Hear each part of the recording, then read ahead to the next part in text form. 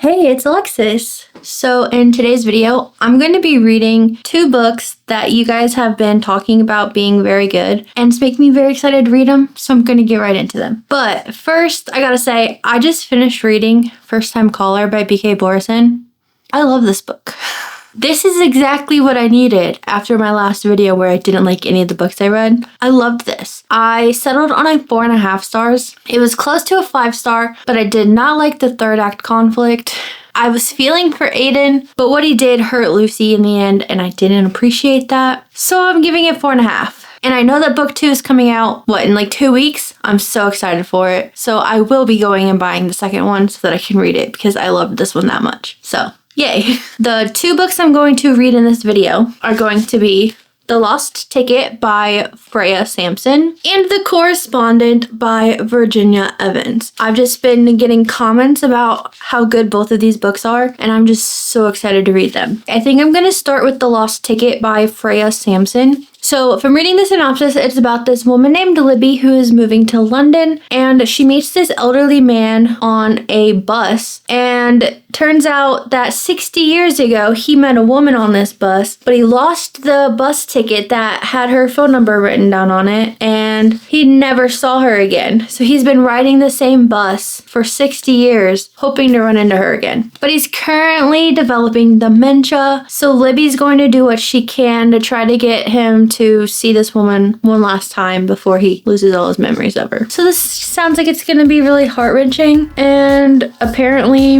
it being near Valentine's Day when I'm starting this, that's the mood I'm in. I don't know. Anyway, I really want to read this, so let's go get comfy and start it.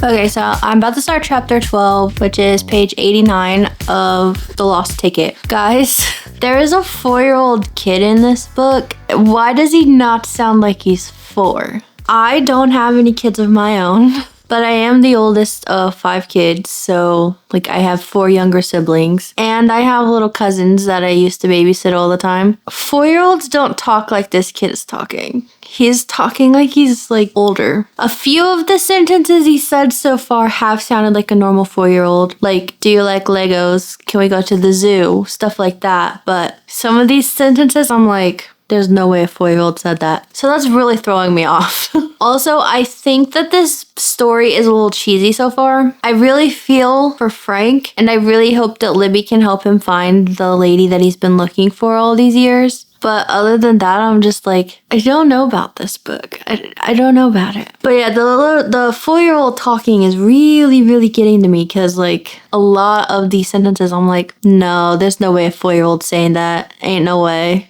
So I just made it to chapter 14, which is page 100. I have to say, I don't like Libby's family. I really feel for her because her family's basically telling her to her face and behind her back, apparently, that she's not good enough. Apparently she was going to medical school to be a doctor because her family wanted her to. She never wanted to. So then she ended up dropping out to do what she wanted to do, and they still talk bad about her to this day, and it's been years. That's terrible.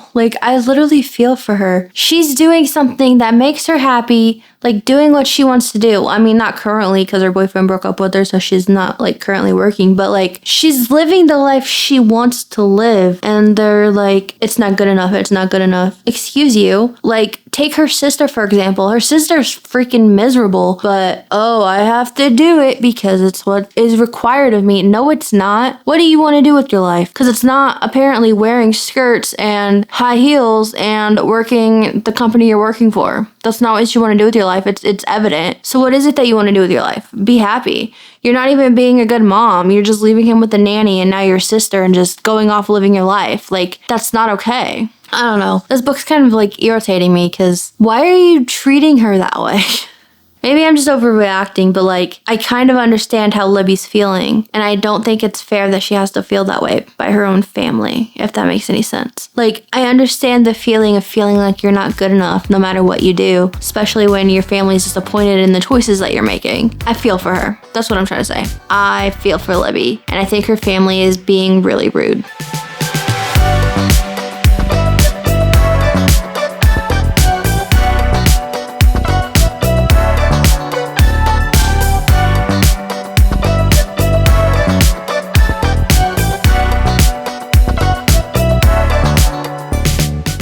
Okay, so I'm still reading The Lost Ticket. I feel a little bit bored in this book, I'm not gonna lie to you guys. Like, I'll be reading it and then I'll put it down to go to class or to go to the bathroom or to cook dinner or something, and then I just won't pick it back up. When I pick it up, I'll read it, but I just like don't really feel connected to anybody. But then when I put it down, I'm like, I don't want to pick it back up. But I'm on chapter 20, page 140. So we're going to read a little bit and see what happens, I guess. Hopefully I can finish this today. So I do have my Zoom class starting in 35 minutes. So we're going to read a little bit of this before my class, and then I'll probably read during my class again. And hopefully I can finish it today so that I can start book 2.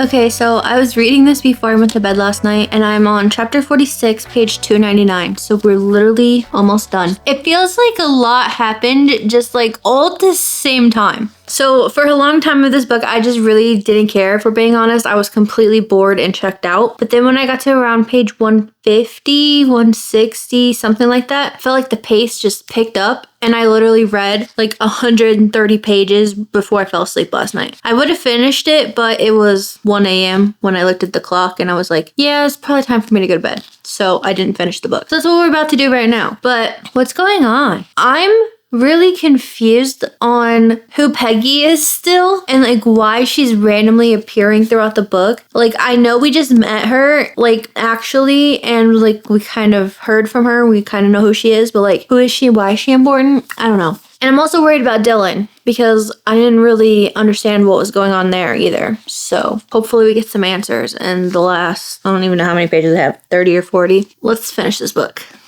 I finished The Lost Ticket by Freya Sampson, and yeah, I don't really know what I'm gonna rate this. I'm thinking it might be like a 3.75 or maybe a 4. I did enjoy it, but at the same time, for like the first 100-ish pages of the book, I was just kind of, okay, whatever. And I really did not like, what's her name, Rebecca, and I did not like Libby's mom. Hated both of them, and really didn't like Simon either. But I don't think you were supposed to like Simon. I think that was the point. But those 3 characters aggravated me. I didn't like any of them. Libby was hit or miss. Like, I liked her, but at the same time, I didn't like her, if that makes any sense. I think my favorite character was probably, was it Nesme? Is that how you say her name? I don't know, Dylan's friend. I liked her a lot. I don't know why, but I did. So I was really happy for her when she had her wedding. But yeah, the ending of the book though, I think it was kind of weird that she, like, the author didn't indicate that it was like the epilogue or whatever, because it literally, like, chapter 49 ends here, and then suddenly in chapter 50, I think it said we were 13 months in the future, but we don't find that out until, like, chapter 51, that you're 13 months into the future, but, like, there was no indication that it was going forward, but it was interesting. But that means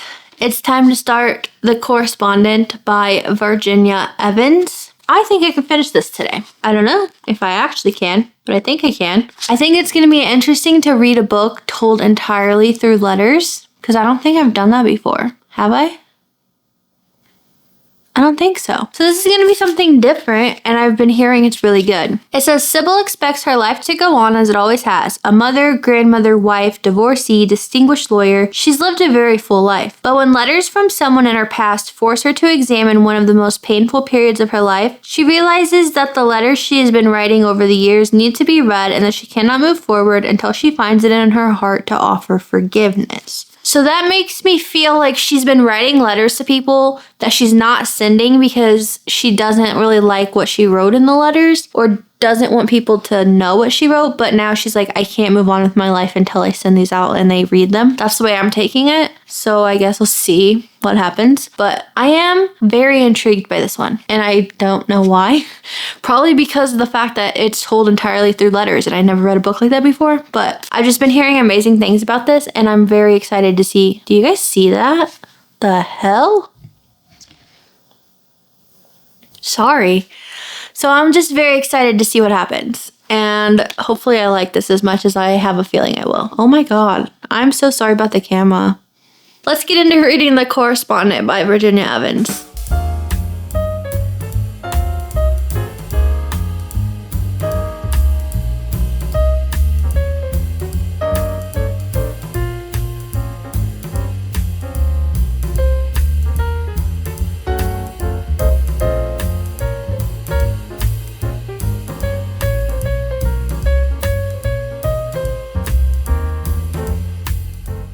Okay, I am 40 pages into The Correspondent, and I don't know what's going on? Question mark. So Sybil's writing all these letters to people, and people are like sending her letters back, but they're like not all connected. It seems like some of them are just random, while some of them she's telling the same information to multiple people, which I understand, but like none of them seem connected. It doesn't seem fluid. I'm confused on what's going on. Does it get easier to understand? Because I thought that they were going to be like connected. So apparently somebody that she used to work with died. So she's told like 3 people that she is going to this funeral because his wife asked her to give a speech there. Like 2 people replied back about it, and then more people have like answered her letters that have nothing to do with this. So now I'm just like kind of jumping back and forth around what's going on, and I don't even know what's going on because I'm not hating it. I'm just confused. I really want to understand what's going on. Do I need to reread all 40 pages?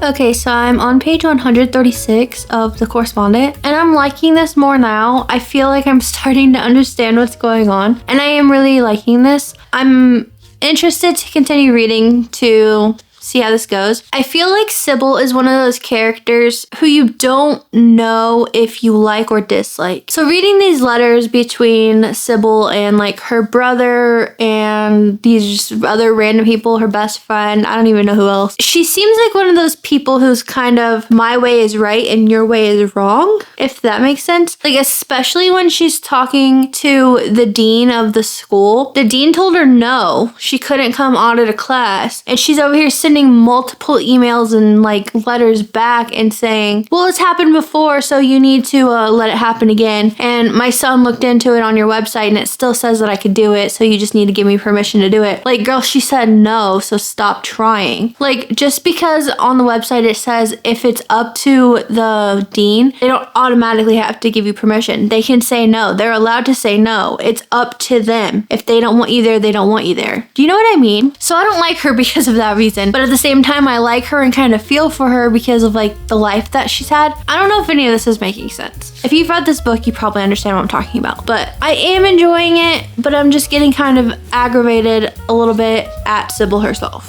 So I think I'm gonna sit here and read some more and see how I'm feeling.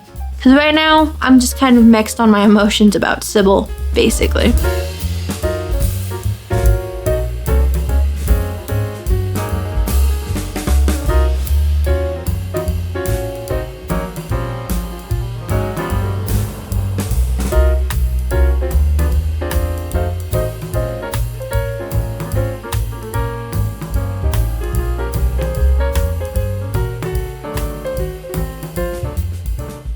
Okay, so I'm on page 220 and there's 281 pages. I have 61 pages left, so let's go ahead and finish this. But I don't know what my thoughts are. I'm like kind of conflicted because I'm not as obsessed with this as I thought I was gonna be. I'm enjoying it and I like the concept of it all being told in letters, but I don't think I like the main character that much. She doesn't really seem like she's that nice of a person. In a way, she feels fake. I don't know.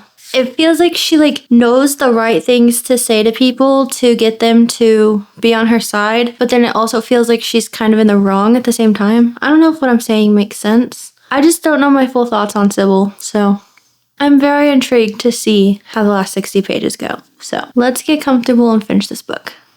Well, I just finished The Correspondent by Virginia Evans. I don't know my thoughts on it. So it did not end the way I thought it was going to. Was not expecting the confessions that we heard from Sybil. Wow.